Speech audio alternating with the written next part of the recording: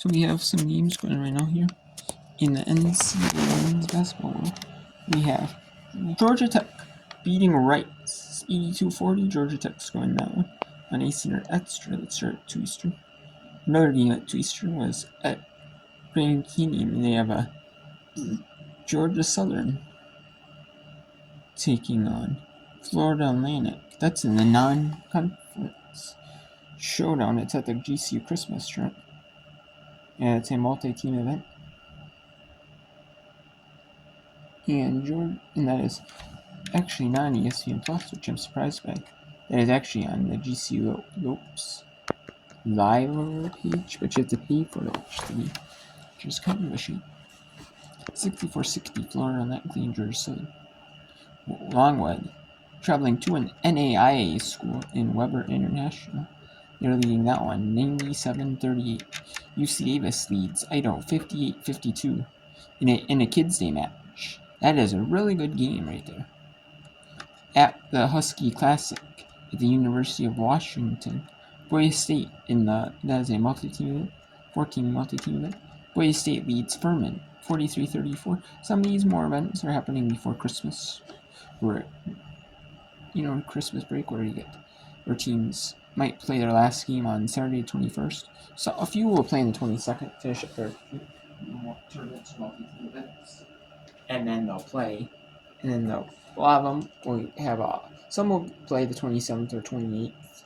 Some might play the last game on the 20th on Friday, but 20th, 21st, 22nd, and then some might play on 28th. There's a few that play non-division opponents. 2 teams play non-division opponents on the 27th. Then there's some that might finish up their last non-conference game or start conference. 28th, 29th, 30th. They'll play the game. 30. They'll play if maybe a game. Go back in the swing of things. Especially on the 28th, there's going to be a lot of teams playing on the 28th. Either wrapping up their last non-conference game or starting conference play.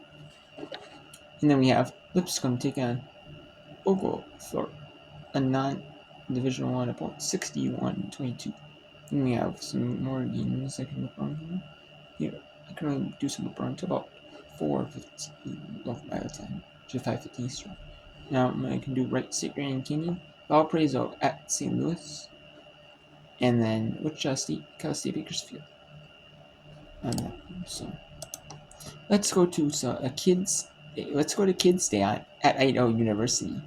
It's 58-54. Idaho down by 4.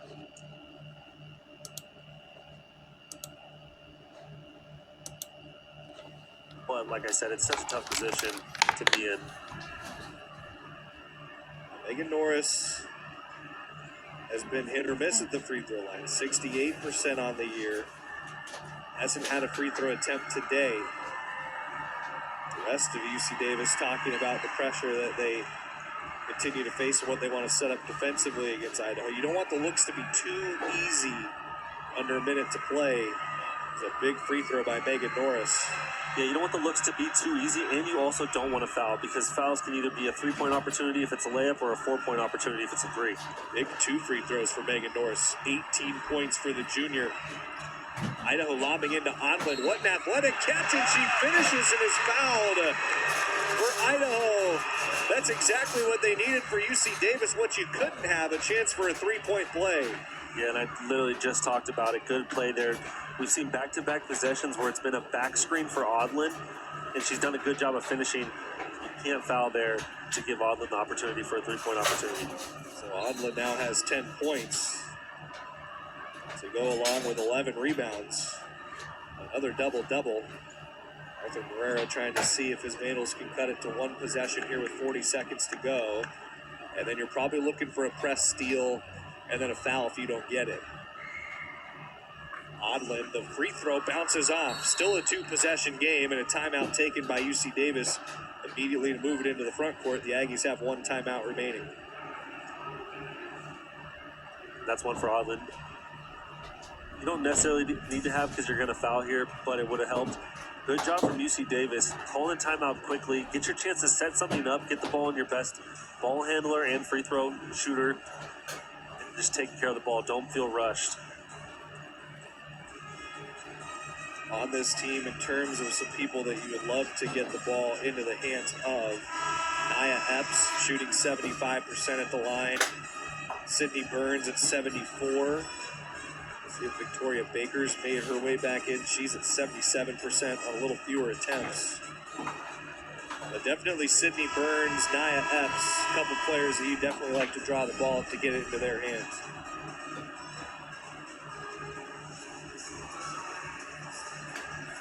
And with the timeout in the women's NCAA basketball, you're allowed to advance it, which is such a big thing. Now it gives you more of the court to work with. Set up way in the back, Nia Epps. All ends up into Tova Sable. Sable, who is 2 of 2 at the line today, 32 of 49 on the year. And Idaho really rushed to make that foul, but Sable was almost running right into Yuri Yardi, who potentially would have had a steal opportunity just because Sable was trying to get away from the foul.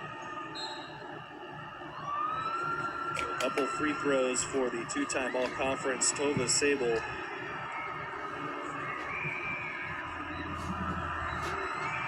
2 for 2 today came here in this fourth quarter. And now continues to be perfect, 3 of 3.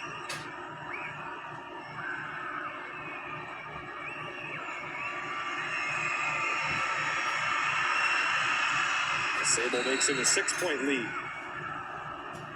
Timeout taken. Idaho will advance it.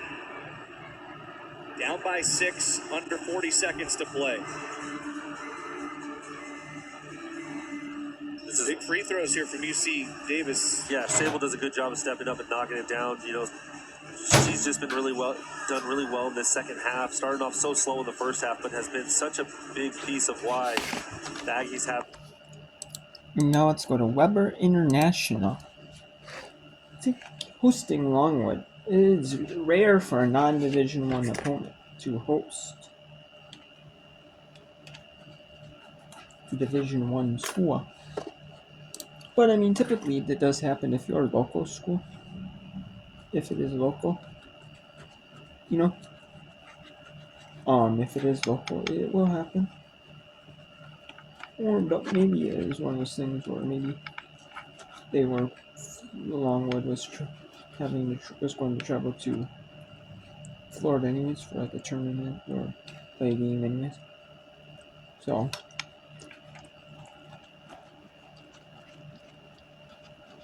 it does work out.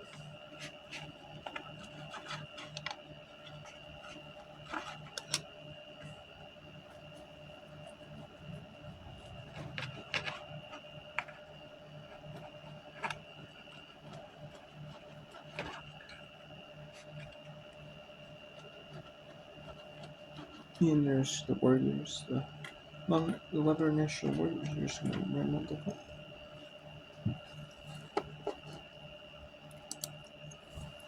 And they do.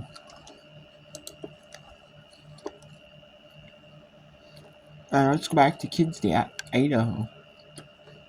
This is 1 p.m. Mountain Time. Almost 1 p.m. Mountain. No. I mean Pacific Time. My bad. Pacific Time.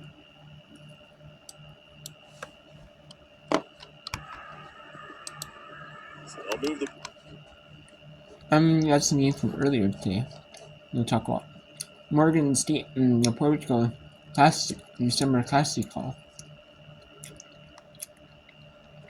They beat Morgan State. Morgan State beat Presbyterian 54-41. Number 17 Georgia Tech just beat Rice 88-57 final. Georgia Tech is now 11-0 in the season, ranked number 17th in the country. Longwood 8-5 now, 3-3 in a row now with their 105-38 win over Weber National. That was an exhibition for them at Weber National. Maybe a little bit of a money game. Not as much as they were traveling, maybe, but still maybe just a tad of money or possibly. Yeah, W. Davidson in a money game against UNC Pembroke, a Division II opponent. 84-53. Stonehill beats Northeastern 65-41. Baylor in Northeastern's Kids Day. In Baylor's Kids Day, they beat Education Day, they win 97-34. Utah Tech. Auburn beats Louisiana in Louisiana's Kids Day 68-61. Northwestern got all they could from UNLV, but Northwestern wins on their Education Day in overtime 79-76. UAB improves to 5-0 home, 7-3 overall, and they win 66-60 over Norns in their Kids in their Education Day. Grambling beats non-Division I Arkansas Baptist in their Kids Day 94-52. That's what a lot of schools might do. They might pick their non-Division I opponent. If they play non-Division I opponent, they'll pick them and bring their Kids Day. Or a game that might not get a lot of attention normally. But sometimes, there's an okay game, a good games on Kids Day. Like Auburn, Louisiana, that would be a good non-Kids Day game. So.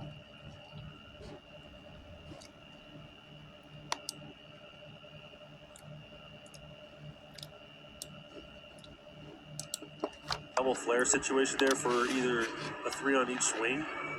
Olivia Nelson just couldn't really choose between two and kind of, lost her balance there trying to make a play.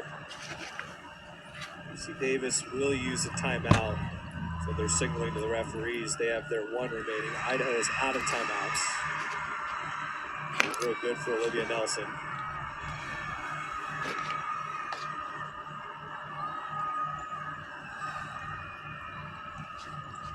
Both good for Olivia Nelson. So that timeout taken by UC Davis.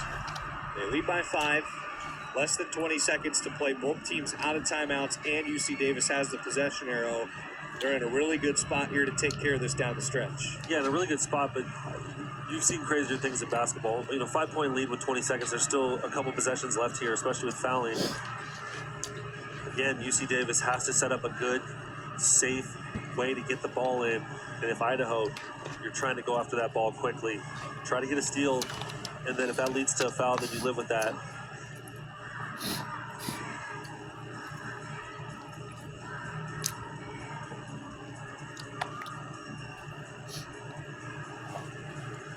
UC Davis has done a tremendous job here in the second half, expanding on their rebounding lead, 50-40 on the boards. We mentioned it off the top, Stephen. This wasn't a UC Davis team that was, they were dead even on the glass with their opponents through 10 games this year. Idaho had an 11 rebound margin. It was a big reason for the early success for Idaho, top 10 in both rebounds per game and defensive rebounds per game in college basketball. But it's been the work on the defensive end from UC Davis, their ability to control the basketball in the second half, limit turnovers after committing 10 in the first half, only 6 here in the second half. On turn, they forced 8 for Idaho and really slowed down Idaho on the offensive end. And that's why this UC Davis team is such a good team, is because when you hang your hat on the defensive end, those stats like the turnovers, they're going to get better as the year goes on, and that's what's going to make this team such a tough opponent in the Big West.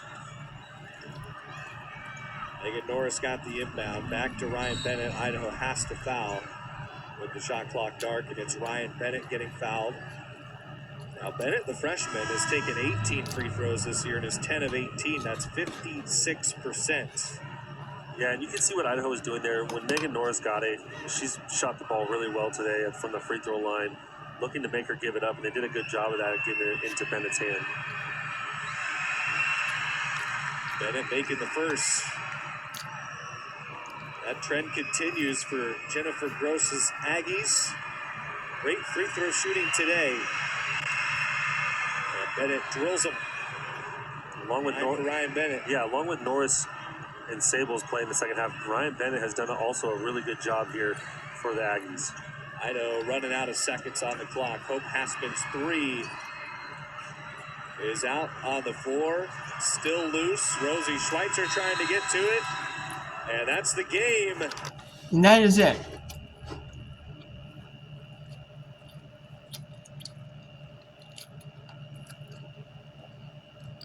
Idaho falls 65-58 on Kids Day. On Kids and Education Day here. Idaho falls on their Education Day. They fall. A nice win for UC Davis. Two evenly matched opponents. So you can't.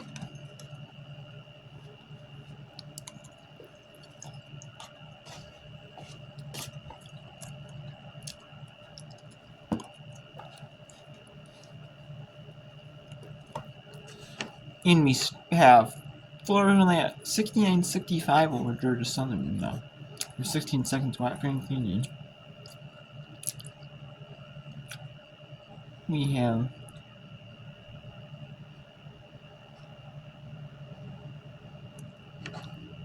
have only one game now here.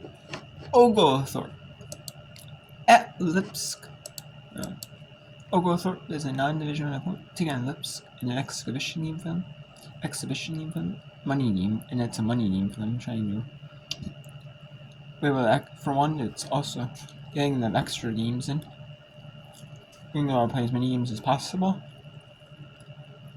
I mean, even if it doesn't count, even if it counted against the record, which they all want it to, well, obviously they lost them. But anyway, if they made it to like the tournaments, like that, like the NCAA, and like Division 2, Division 3, NJCAA tournaments, they wouldn't count against them anyways. If they won, I mean, it would help them, but if they lost, it wouldn't hurt them at all. Because there's just a big jump up in competition.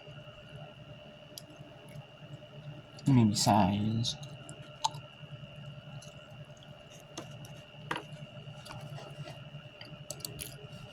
To the team bench, but she pulls it in. Here's Melton. She's going to be tied up in the paint. And the possession arrow will favor Lipscomb, so they'll get the ball after the jump ball. And we have second half here in Washington. Fermat leads Boise 36-46. Lead for Boise State by Boise up 10. Who fires a three that's off the mark. Now with it, Melton to bring it up court for Oglethorpe.